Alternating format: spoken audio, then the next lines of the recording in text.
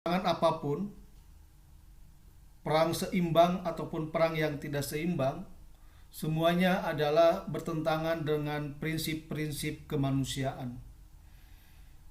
Karena yang menjadi korban adalah manusia-manusia itu sendiri.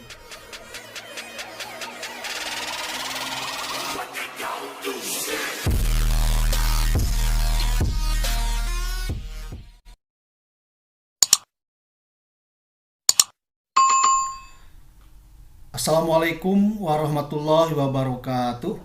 Sampurasun.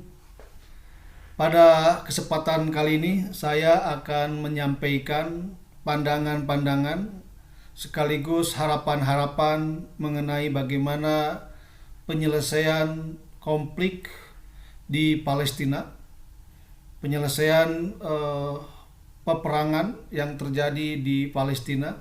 Tentu peperangan apapun, perang seimbang ataupun perang yang tidak seimbang, semuanya adalah bertentangan dengan prinsip-prinsip kemanusiaan. Karena yang menjadi korban adalah manusia-manusia itu sendiri. Kita tahu bahwa kita hidup berbangsa, kita hidup bernegara, dan kita hidup bertata gaul secara global itu dibangun dari dan melalui prinsip-prinsip atau nilai-nilai kemanusiaan. Dan Indonesia sendiri juga dibangun kebangsaannya, dibangun kenegaraannya di atas sila kemanusiaan, khususnya kemanusiaan yang adil dan beradab.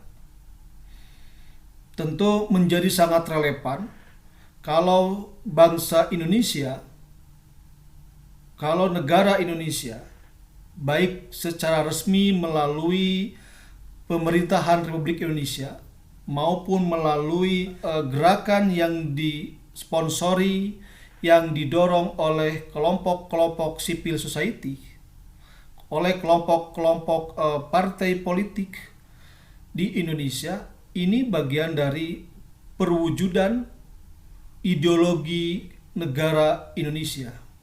Perwujudan ketika kita berbangsa dan bernegara.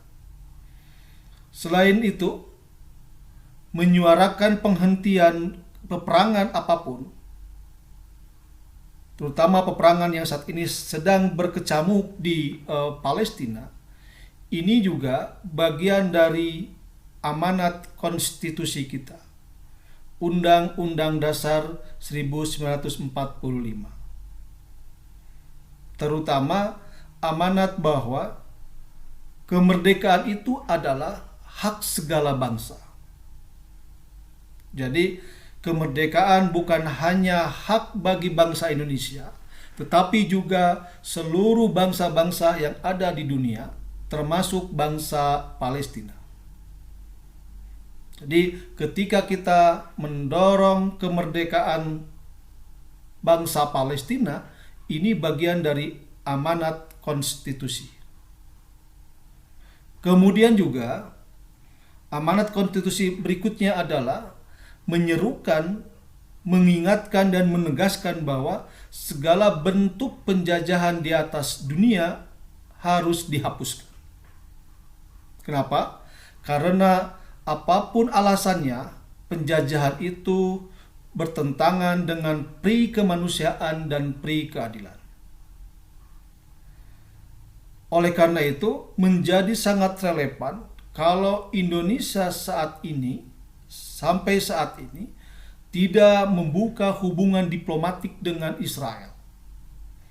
Karena Israel masih dikategorikan sebagai negara kolonial, sebagai negara penjajah, karena terus menduduki sebagian besar wilayah Palestina. Dan tentu ini mengusik kemerdekaan dan kedaulatan bangsa Palestina. Sekali saja kita membangun diplomatik dengan Israel, berarti kita mengkhianati konstitusi. Bahkan amanat ini tertera dalam pembukaan, bukan dalam batang tubuh. Kecuali kalau dirubah konstitusinya bahwa kita adalah mempersilahkan adanya kolonialisme, adanya penjajahan, itu dibuka dan terbuka untuk membangun diplomatik. Selama itu tidak ada perubahan, berarti kita konsisten, istiqomah menerapkan dan menjalankan amanat konstitusi untuk tidak menerima dan mengakui apapun penjajahan di dunia ini, termasuk oleh Israel. Amanat berikutnya dalam konstitusi kita adalah tujuan negara Indonesia dibentuk selain untuk bagaimana melindungi bangsa Indonesia dan seluruh tumpah darah Indonesia, dan selain juga bagaimana memajukan kesejahteraan umum serta mencerdaskan kehidupan Indonesia, mencerdaskan kehidupan bangsa Indonesia, juga ikut melaksanakan ketertiban dunia berdasarkan kemerdekaan, perdamaian abadi, dan keadilan sosial. Jadi sudah tepat kalau bangsa Indonesia, sekali lagi, baik secara resmi melalui pemerintahan yang ada maupun melalui elemen-elemen civil society dan kelompok-kelompok politik seperti partai politik, itu sudah sesuai dengan amanat konstitusi, ikut melaksanakan ketertiban dunia. Karena kejadian perang di Palestina itu otomatis mengancam ketertiban dan kedamaian dunia. Oleh karena itu, apa yang disampaikan oleh Menteri Luar Negeri Ibu Retno Marsudi mengecam peperangan, mengecam serangan Israel terhadap Palestina, itu sudah tepat. Demikian juga apa yang disampaikan oleh Presiden Joko Widodo bersama sejumlah pimpinan negara di Asia Tenggara yang menyatakan dan menyampaikan serangan itu adalah serangan brutal dan barbar, itu juga sudah tepat. Karena itu bagian dari bentuk penjajahan di atas dunia, penjajahan di atas bumi, dan itu harus dihapuskan. Diganti dengan yang namanya perdamaian abadi, perdamaian dunia. Dan juga sudah tepat kalau seluruh komponen bangsa Indonesia menyampaikan juga tuntutannya, pemikirannya dengan berbagai ragam cara. Melalui penyampaian secara resmi, dalam bentuk pernyataan ataupun dalam berbagai unjuk sikap. Karena ini bagian dari, sekali lagi, amanat konstitusi. Bila Indonesia berhenti untuk menyampaikan dan menyuarakan perdamaian di Palestina, berarti kita menghentikan dan mematikan konstitusi kita sendiri. Tentu mendorong perdamaian, mendorong penghentian perang di Palestina tidak cukup hanya sampai kepada mengecam atau menuntut dengan suara-suara yang ada di sekitar Indonesia dan sekitar kita. Harus juga sampai kepada kekuatan-kekuatan yang ada di dunia ini. Dan selama ini Indonesia juga sudah sampai kepada upaya itu, terutama bagaimana menggalang kekuatan suara di Asia Tenggara, menggalang kekuatan suara di konvensi kerjasama negara-negara Islam atau OKI, dan juga Liga Arab. Dan itu perlu ditingkatkan, tidak hanya sampai di situ. Dan juga bagaimana bersama Perserikatan Bangsa-Bangsa sebagai lembaga internasional resmi untuk menaungi dan menjamin kemerdekaan suatu bangsa. Dan tentu ini juga harus terus dilanjutkan, tidak hanya sampai di PBB, di Perserikatan Bangsa-Bangsa, juga harus sampai kepada negara-negara besar, negara-negara kuat di balik kedua negara yang sedang berkonflik ini. Kita tahu bahwa di belakang Israel ada yang namanya Amerika Serikat dan sejumlah negara di Eropa Barat.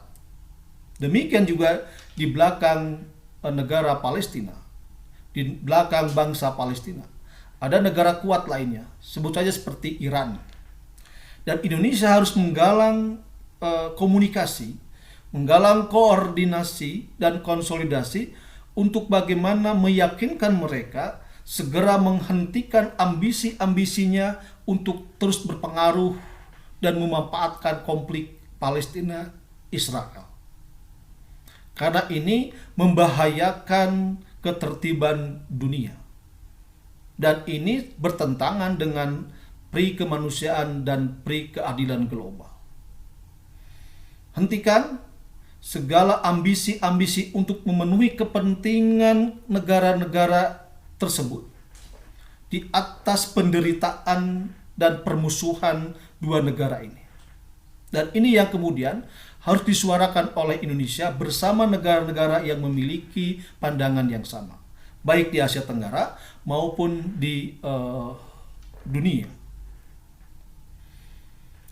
Oleh karena itu, perdamaian abadi sebagai bagian dasar terciptanya ketertiban dunia itu harus diwujudkan melalui yang namanya perdamaian semesta.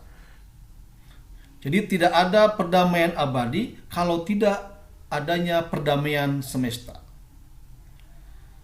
Kenapa dibutuhkan perdamaian semesta? Karena selama ini yang namanya solusi dua negara sebagai bagian dari alternatif yang terbaik saat ini untuk menciptakan perdamaian yang abadi itu belum sepenuhnya diterima, diakui oleh kelompok-kelompok militan yang ada di dua negara itu, baik di Palestina maupun di Israel.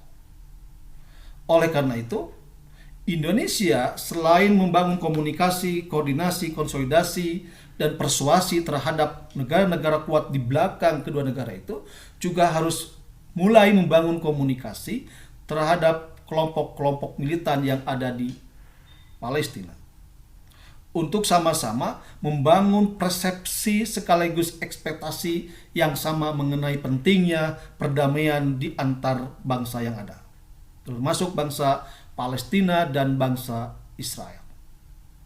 Kalau itu sudah terwujud dan berhasil dibangun, baik melalui secara resmi dilakukan oleh negara maupun melalui delegasi-delegasi dari kelompok-kelompok civil society yang ada di Indonesia, itu akan sekali lagi membuka dan menjadi jembatan emas terbangunnya perdamaian abadi. Perdamaian yang bukan basa-basi, perdamaian yang bukan seolah-olah, yang suatu saat bisa dirubah lagi menjadi sebuah permusuhan dan peperangan yang kemudian banyak orang yang mengambil keuntungan dari peperangan tersebut. Jadi menyelesaikan semuanya ini tentu dibutuhkan yang namanya konsistensi istiqomah dengan cara-cara kemanusiaan. Dan cara-cara kemanusiaan itu adalah cara kita berpolitik. Karena kalau sudah keluar dari politik, itu biasanya mengambil jalan pintas melalui peperangan atau bentuk-bentuk kekerasan lainnya. Karena kalau konsisten dengan politik, seharusnya tidak ada yang namanya perang. Tidak ada yang namanya kekerasan-kekerasan yang lainnya. Karena politik itu mengedepankan berdasarkan akal sehat, perundingan, negosiasi, musyawarah, diskusi, dan dialog. Sehingga menemukan yang namanya titik temu melalui mekanisme kompromi dan konsensus. Bagaimana mengkompromikan kepentingan-kepentingan yang berbeda di antara kelompok-kelompok yang berkonflik. Itulah seni dalam berpolitik. Sehingga kepentingan itu berubah dari kepentingan kelompok menjadi kepentingan bersama. Dan itulah yang kemudian tugas kita untuk tetap kembali kepada jalan politik. Kalau sudah keluar, berarti tindakannya sekali lagi tindakan-tindakan anti politik, termasuk perang dan bentuk-bentuk kekerasan yang lainnya. Betul, dalam sebuah gerakan ada yang namanya keterputusasaan, kefrustasian, dan itu mengambil jalan pintas seperti perang. Dan itu akan mengambil korban manusia. Makanya sekali lagi, hentikan peperangan, wujudkan perdamaian, dan kembali kepada cara-cara politik yang adiluhung. Politik yang mengedepankan bagaimana pengelolaan kehidupan bersama di atas keanekaragaman dalam kerangka kebaikan bersama. Demikian, ihdinas siratal mustaqim. Wassalamualaikum warahmatullahi wabarakatuh.